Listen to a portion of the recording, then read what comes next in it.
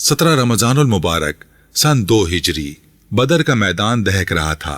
एक तरफ 1000 का लश्कर जर्रार था, जदीद तरीन हथियार, 100 घोड़े, 700 ऊंट और मक्का के नामवर जंगजू। उस लश्कर की कमान कर रहा था उमर बिन हश्शाम, जिसे दुनिया अबू जहल के नाम से जानती है। लोहे के लिबास में मलबूस, ताकत के नशे में बदमस्त, ये समझ रहा था कि आज वो उन चंद लोगों को पैरों तले कुचल देगा। ये मक्का का वो सबसे बड़ा सरदार था जिसके एक इशारे पर हजारों लोग कांप उठते थे। ये वो बदबख्त था जिसने इस्लाम की पहली शहीद खातून हज़रत सुमैया रजी अल्लाह अन्हा को तड़पा तड़पा कर शहीद किया, जिसने खाने काबा में सजदा रेज नबी करीम अलैहिस्सलातु वस्सलाम की पुश्त मुबारक पर ऊंट की ओझड़ी रखवाई। जुल्म की कोई ऐसी हद न थी जो इसने पार ना की हो। दूसरी तरफ 313 सहाबाए किराम थे, न पूरे हथियार न सवारियां। पूरे लश्कर में सिर्फ 2 घोड़े और 70 ऊंट। कई सहाबा के पास तलवार तक न थी। उन्होंने खजूर की टहनियों को अपना हथियार बना लिया था। जाहिरी तौर पर यह मुकाबला ही नहीं था। एक तरफ लोहा और तकब्बुर था, दूसरी तरफ फाका कशी और ईमान की ताकत। लेकिन अबू जहल इस बात से बेखबर था कि उन 313 सहाबा में 2 ऐसे नौजवान भी शामिल हैं जिनके सीनों में आज उसे खाक चाटने पर मजबूर करने का अज़्म था। ये थे माज और माऊज, हजरत अफरा रजी अल्लाह अन्हा के 2 बेटे। अभी उम्र की बहारें भी ना देखी थीं, लेकिन दिल में ईमान का समंदर मौजूद था।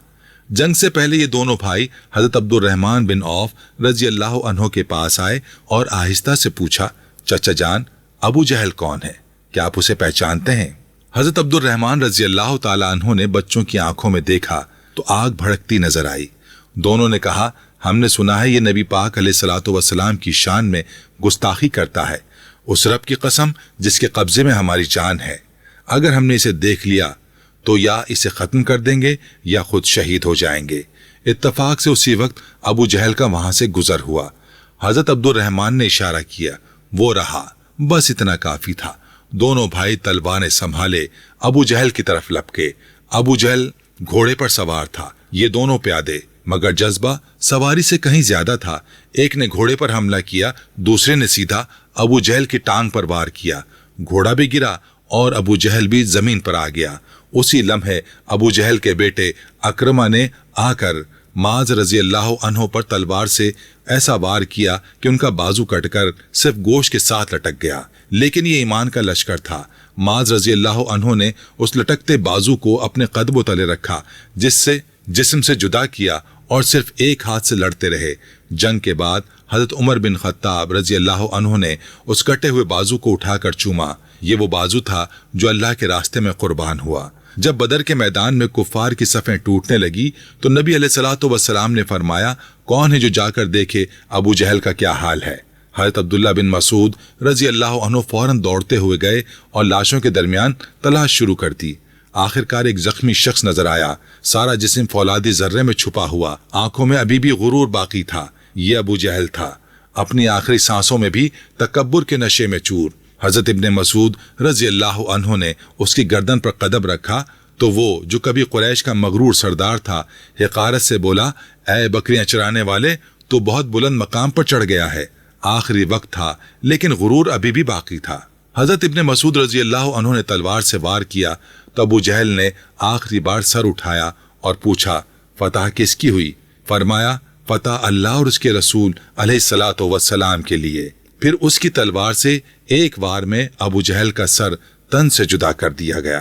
रिवायत में आता है कि गर्दन काटते वक्त अबू जहल ने कहा, जरा नीचे से काटना ताकि सबको पता चले कि ये किसी सरदार का सर है। और जान निकलती हालत में ये भी कहा, अपने नबी को मेरा पैगाम देना कि मैं उम्र भर उनका दुश्मन था और मरते वक्त भी मेरा बुग़्ज़ वैसा ही शदीद है।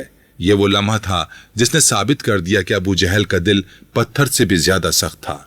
जब हजरत इब्ने मसूद रजी अल्लाह अन्हु ये सर लेकर नबी अलैहिस्सलातु वस्सलाम की खिदमत में हाजिर हुए तो आप अलैहिस्सलातु वस्सलाम ने 3 बार फरमाया, अल्लाह का शुक्र है, अल्लाह का शुक्र है, अल्लाह का शुक्र है, जिसने इस्लाम को इज्जत दी और मुसलमानों को फतह अता फरमाई।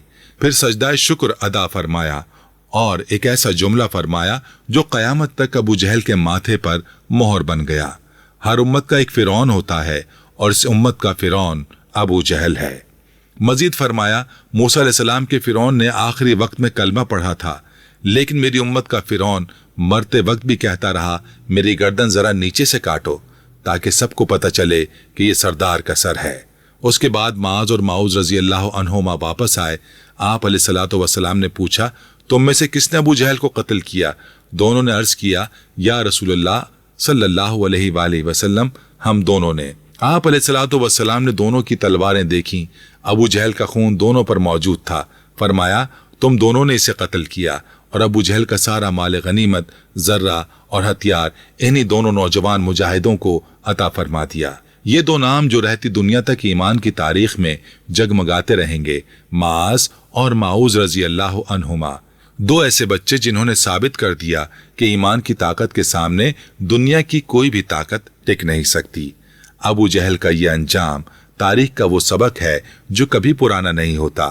ظلم جتنا بھی طاقتور ہو، اللہ کی نصرت کے سامنے اسے مٹی چاٹنی ہی پڑتی ہے۔ حق ہمیشہ غالب آتا ہے اور باطل ہمیشہ ذلیل ہوتا ہے۔